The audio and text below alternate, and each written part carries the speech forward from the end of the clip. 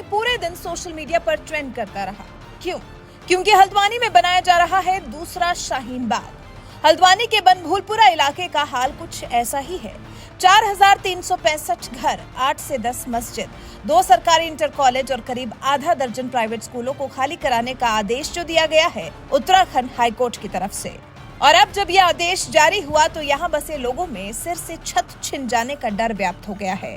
करीब 50,000 की आबादी जो बेघर हो जाएगी हाईकोर्ट के इस आदेश से। तभी तो इस आदेश के विरोध में हजारों की संख्या में महिला और पुरुष सड़क पर उतर आए हैं। बनभूलपुरा इलाके में सबसे ज्यादा संख्या अल्पसंख्यकों की है, इसलिए इस इलाके को दूसरा शाहीन बाग बनाने का प्रयास बताया जा रहा है। शाहीन बाग की तरह ही महिलाएं और बच्चे हाईकोर्ट के विरोध में प्रदर्शन कर रहे हैं और कह रहे हैं कि अगर हमें यहां से हटाया जा रहा है तो कहीं और हमारे रहने का इंतजाम किया जाए, हमें कहीं और बसाया जाए। बस इसी बात का हल्ला बचा है। सोशल मीडिया पर लगातार ट्वीट्स की बाढ़ आई हुई है। लोग तरह तरह की प्रतिक्रियाएं दे रहे हैं और सुनने में तो ये भी आ गया है कि हल्द्वानी के इस इलाके का कांग्रेस कनेक्शन भी सामने है। हाईकोर्ट के आदेश के बाद कांग्रेस नेता और पूर्व मुख्यमंत्री हरीश रावत मौन व्रत रखकर प्रदर्शन कर रहे हैं। वहीं उत्तराखंड कांग्रेस बीजेपी सरकार पर हमलावर है। हल्द्वानी से विधायक सुमित हृदयेश के नेतृत्व में क्षेत्र के वासियों ने हाईकोर्ट के फैसले को सुप्रीम कोर्ट में चुनौती दे दी है। उत्तराखंड के हल्द्वानी में रेलवे की जमीन पर अतिक्रमण कर बनाई गई झुग्गियों को हटाने के मामले में अर्जी दाखिल की गई है। कल सुप्रीम कोर्ट में इस अर्जी पर सुनवाई होगी। इससे पहले स्थानीय विधायक सुमित एक और याचिका दाखिल कर चुके हैं, जिन दोनों याचिकाओं पर कल सुप्रीम कोर्ट सुनवाई करेगा। कांग्रेस ने इस मामले में आगे बढ़ चढ़कर हिस्सा लिया है। पीटीआई की एक रिपोर्ट के मुताबिक कांग्रेस ने प्रधानमंत्री नरेंद्र मोदी और पुष्कर सिंह धामी से अनुरोध किया है कि वो अतिक्रमण हटाने संबंधी आदेश पर मानवीय तरीके से विचार करें, क्योंकि ऐसा होने पर हजारों लोग बेघर हो जाएंगे। मंगलौर के पूर्व विधायक निजामुद्दीन ने इस बारे में कहा, हम लोग इलाके में 70 साल से रह रहे हैं। यहाँ एक मस्जिद, मंदिर, पानी की टंकी, प्राथमिक स्वास्थ्य केंद्र, 1970 में डाली गई एक सीवर लाइन, 2 इंटर कॉलेज और एक प्राथमिक विद्यालय है। अब आंकड़ों में विविधता देखने को मिल रही है। हर कोई अपने ज्ञान के हिसाब से क्या क्या नुकसान होगा इसका ब्यौरा दे रहा है।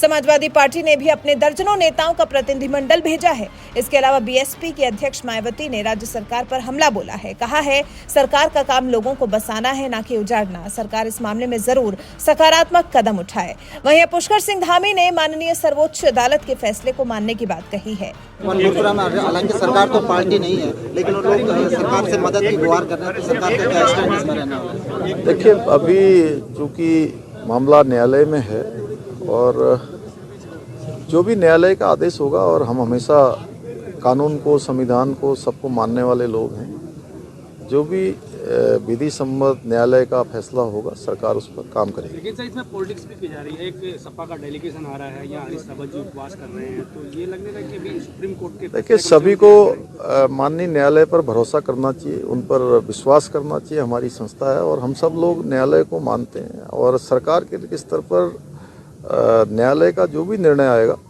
वो हमको मानने। हालांकि अब देखना दिलचस्प होगा कि कल सुप्रीम कोर्ट की सुनवाई में क्या निकलकर सामने आता है। वैसे चलिए ये जान लेते हैं कि उत्तराखंड हाईकोर्ट ने आखिर क्या आदेश दिया है। हल्द्वानी रेलवे स्टेशन के पास स्थित बनभूलपुरा इलाके में अतिक्रमण के खिलाफ रविशंकर जोशी ने जनहित याचिका दायर की थी, जिस पर उत्तराखंड हाईकोर्ट का फैसला आया। इस फैसले में हाईकोर्ट ने रेलवे को आदेश दिया कि रेलवे की जमीन पर कब्जाधारियों को 1 सप्ताह का नोटिस देकर अतिक्रमण हटाओ, जिला प्रशासन के साथ समन्वय में काम करें और यदि आवश्यक हो तो किसी अन्य अर्धसैनिक बलों की मदद लें। हाईकोर्ट ने अपने आदेश में यह भी कहा कि 1 सप्ताह के नोटिस के बावजूद भूमि खाली नहीं करने वाले अतिक्रमणकारियों से लागत वसूल की जाए। रेलवे किसी के भी खिलाफ कार्रवाई कर सकता है जो आदेश का पालन नहीं करता है। इसके साथ ही हाईकोर्ट ने रेलवे को अतिक्रमणकारियों से वापस ली गई संपत्ति पर फेंसिंग लगाने का भी आदेश दे दिया है। हाईकोर्ट का आदेश मिलते ही रेलवे और जिला प्रशासन ने जब अतिक्रमण हटाने की कवायद शुरू की तो इससे इलाके के लोग भड़क गए और प्रदर्शन करने लगे और फिर हल्द्वानी के विधायक सुप्रीम कोर्ट पहुंच गए।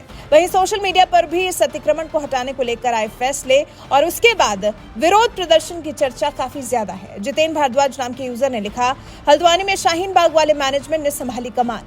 मीनाक्षी जोशी नाम की यूजर ने लिखा, यदि कल सुप्रीम कोर्ट ने हल्द्वानी में नरमी दिखाई तो रेलवे की न जाने कितनी एकड़ जमीन पर से सरकारी नियंत्रण खत्म हो जाएगा और भारत के वैध नागरिकों को टैक्स द्वारा इन अवैध नागरिकों के भरण पोषण की जिम्मेदारी दे दी जाएगी।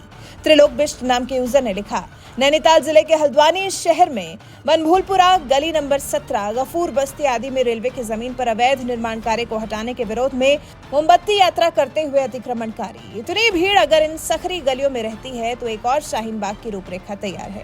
वहीं शिवम दीक्षित नाम के यूजर ने लिखा, कब्जा देवभूमि के हल्द्वानी में हुआ, लेकिन दर्द और करहाने की आवाज अल जजीरा से आ रही है। उत्तराखंड के ब्लॉक और तहसील में नहीं होती 50,000 की आबादी, न इन्हें पहाड़ी आती है, न पहाड़ का कोई ज्ञान, न कागज और न ही खतौनी।